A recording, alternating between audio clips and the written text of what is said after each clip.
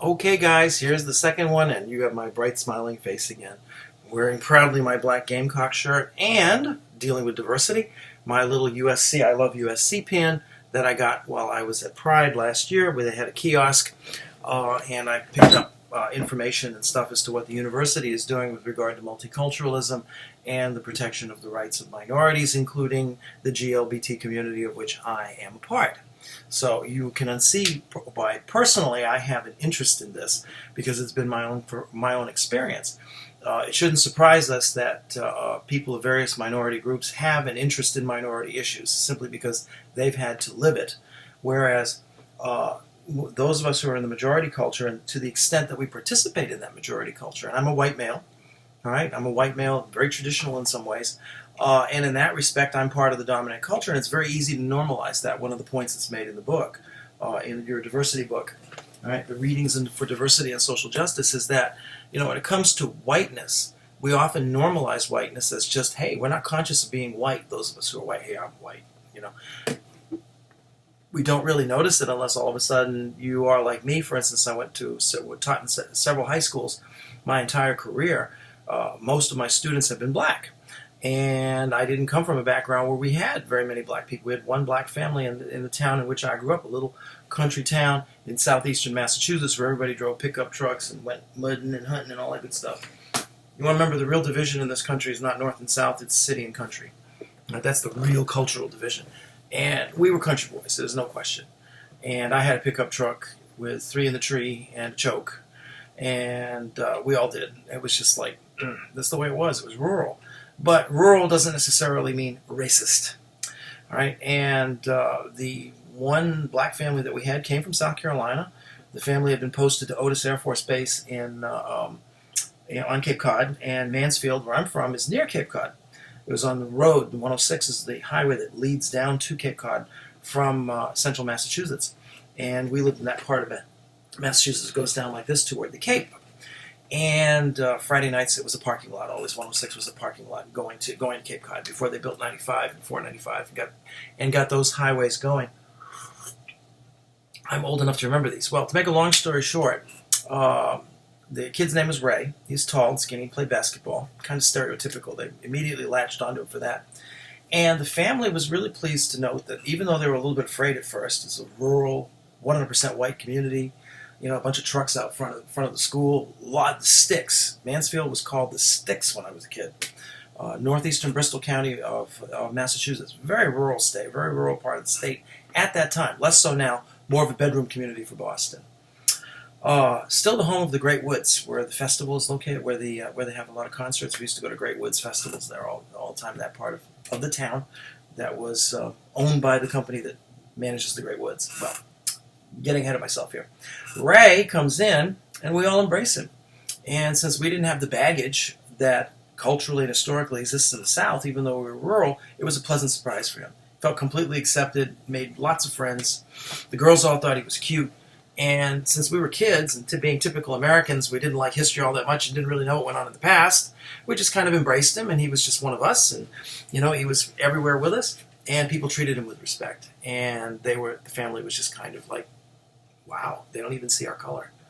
They don't. We didn't. And that's the way it should be, I think. I think culturally and historically there are reasons why kids growing up in the rural parts of the North don't have the same baggage as the South, obviously. And part of it has to do with the upbringing.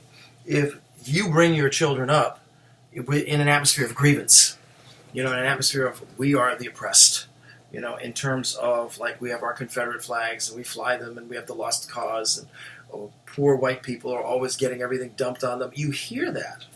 And if kids grow up with that sense of grievance, they tend to pass it on. Right? Whereas in the North, Massachusetts has never been conquered by anybody since the Commonwealth was turned into a royal crown colony by the king prior to the Revolution. And you had British troops everywhere. Right? Although they were they were eventually kicked out, right? Who won the revolution? Not them, us, right? So we won that. Since then, there's been no occupation of the Commonwealth, whereas South Carolina was a conquered country. And the ancestors of Southern whites were a conquered people. They're the only Americans who have ever been conquered, forcibly made to do something. They did not want to do it, stuck in their craw. So there's all that historical baggage that we have to consider when we are considering diversity issues and how people behave. We can't expect that just because a person looks a certain way that they're going to have certain values and attitudes, although we can suspect that they might, right? As the family of this one black young man came to our high school, Little Mansfield High School, back in the 70s, expected racism and did not get it. All right? Not that everybody's wonderful in the town of Mansfield. You know, Mansfield's a lot like Sparta, Mississippi. I remember the Chief Gillespie in that series I used to love in The Heat of the Night said, he said, if we were ever to take the lid off of Sparta and see everything that goes on in this town, there would be a revolution, weeping and gnashing in the streets, and the whole town would collapse in chaos. Because then there's a certain measure of truth to that. There are a lot of things that go on that we don't know and, quite frankly, should not know. So when we discuss diversity issues and we talk frankly about our backgrounds, it doesn't mean it's Jerry Springer and that we tell all. All right? Just as most of you are married and have children, you wouldn't dream of being on YouTube, and at least I would hope. I mean, there's some people say way too much on YouTube. They're just so revealing of themselves and their little problems and their emotional issues and all that good stuff, and you say, I just can't imagine putting that much out there. All right? However, regardless of your orientation, whether you're gay or straight, or wherever you fit or don't fit on the spectrum, if you have significant others, you should be able to have their picture and put it on your desk and show it to people and talk candidly about your children and the fact that you have a husband or a wife and are going off I'm going off this weekend for Labor Day to Savannah for 3 days with my significant other, and we're planning on having a very good time. And we're going to enjoy it, and then we'll come back refreshed and ready to work with you again. Although I'll bring my laptop and probably read some of your posts by the pool, that sort of thing. And I want to take a tour of homes and go to a particular seafood house that he wants to go to, and just otherwise have a nice middle-class conservative weekend that couples have, when they go off and have a nice weekend with one another, right? Well past, I think 40 years past ever being raucous. It's just, no. Rock and roll years are long since past, let me tell you. All right, the two of us look like a typical middle-aged couple. The difference is, however, is that we're both men. Now, what about this Rowan County thing? Rowan County in Kentucky. She maintains, the clerk, that it is a violation of her religious rights. By the way, there's a whole section here on religion that we're going to get to in detail, which is very, very good. What are her religious rights? She says that she is simply following the law of God, and she feels compelled to do that. When you say to somebody that you are following the law of God, you are claiming to know what God's law is and what is in God's mind. You know. All right? You are making that claim. I know what the law of God is. Now, if you say that you know what the law of God is and you're religious, take, for instance, the families in Charleston who were severely hurt by Dylan Roof. For them, the law of God is the law of love, among other things, right? And it motivates the way they reacted to this, which was actually quite, I think, heroic. To be honest with you, forgiving and just showing the best in South Carolina at the worst possible time. I just cried. I just thought, my heart just went out to those people. And I can get really emotional at times. I don't cry too well. I do the hard face a whole lot better. It's always been me. All right? But to make a long story short, she believes that she has the right to impose her views on others because she feels these views come from God. What is that? That's fine. That's her opinion. And under our Constitution, I get to have my opinions. I get to tell you my opinions, although with some limitations here because I'm your professor. There are certain things I'm not supposed to be preaching to you. I'm not supposed to be telling you what to believe and what to think or what God thinks or any of those. I'm not supposed to do that. That's you make up your mind on those things. I'm supposed to stimulate your thought. And where I do say that something is the case, I have to back it up. And where I say something is my opinion, where I give you an opinion and I say I think the integrated performance assessment is a great way to assess student achievement, that is an opinion, but it is a considered one. It's not just a mere opinion. A mere opinion is just like, here's what I believe, which I don't want to say by being mere that I put it down. It's just that it's simple assertion.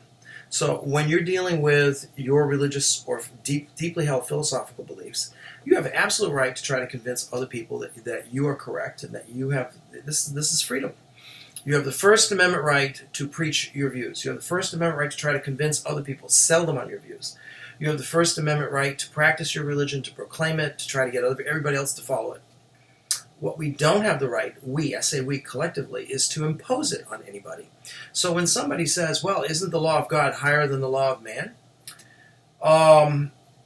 You might come back and say, that's your opinion. That's your religious opinion as to what constitutes God's law and what its relationship should be to man's law. In the meantime, since it is just your opinion, and I might have one that contradicts your opinion, and I have the same rights as you, I don't get to impose my religious opinions on you or my political opinions, and you don't get to do the same either.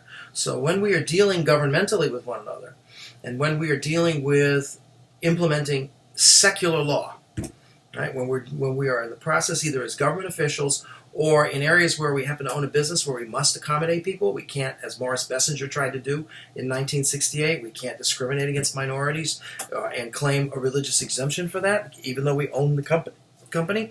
Some of you might want to look up Bessinger, 1968, Supreme Court decision. It's very relevant to this. There are no religious exceptions to protecting other people's rights. There are no religious exceptions that permit you to discriminate against other people simply because you think God tells you to do that. It's not up to me to tell you whether or not God speaks to you. All right? That's for you to determine in your heart. And, of course, in the public schools and in the universities, we are respectful of people's religious beliefs. So I want you to understand that from the get-go. She has the right to her views. But those are merely her views. Even if a large number of people share them, it is still a matter of opinion, religious opinion. And in this country, we don't get to impose our religious opinions on anybody for any reason. We just don't get to do that. And where you have preachers like Martin Luther King and others who have held up the mirror of religion to society to show it its sins, they've done so in non-sectarian ways. In other words, to support what is already in the law but is not being practiced because of social dysfunctions and historical problems. We supposedly were a country that believed in equal rights, freedom, democracy, and all that good stuff, and yet look at how we were treating African Americans prior to the Civil Rights Movement and even during the Civil Rights Movement, pretty badly. And Martin Luther King held up the mirror and said, oh, you think you're a Christian? Look at this. Why aren't you obeying your own law? You're not obeying your own law, your fundamental law, the laws that are enunciated in the basic law of the United States, the Constitution, and in our civil rights law, which was kind of dormant at the time, and then also in the Declaration of Independence. How can you say that you believe these things when you behave this way? So he held up a non-sectarian mirror. That's perfectly okay, but it is still his opinion. And what he did was try to convict people in their hearts that, hey, we're being hypocritical here. This is wrong. And the whole country was successfully, I think, convicted in its heart of hypocrisy and moved on. We have made progress. Still got a lot of progress to make, but we can't lose the fact that we have made considerable progress, and that 1955 and 2015 are two different years, light years away from one another in terms of civil rights. For men, for women, for Hispanics, for language rights, for workplace rights, for the rights of gays and lesbians, and, of course, most importantly, for the rights of African Americans, who historically are absolutely the most aggrieved ethnic minority in this country, because nobody else was enslaved and their ancestors were. And we got to make certain that we don't forget history. This business of, you should just move on. I hear that every now and then. Just move on. Don't bring up race. Well, wait a minute now. Why should we move on? The whole idea of having historical consciousness and teaching students history is so that they don't move on and they don't forget it and that they are and stay aware of the things that have happened in the past. You know, I'm having my little old mom read. She's 85 years old, and I've given her some books on U.S. history, but she has basic high school education from the 40s, and she never really read much of this stuff, and she's become conscious of it since she's moved south. She and my dad have lived here for the last 2 years, right across the parking lot in their own condo. They're kind of frail. I take care of them, but they have some independence and dignity. And she's reading a book on the murder of Emmett Till. And she tells me every day what she's read in that book and how she never knew about any of this stuff and probably did not know. She grew up in Massachusetts, right? Of French-Canadian ancestry. For us, the issues were language rights, right? Were the problems of dealing with the fact that most people in New England spoke, English, and the French Canadian minority was still having trouble with the language at that time when I was born. Let me go to the next video.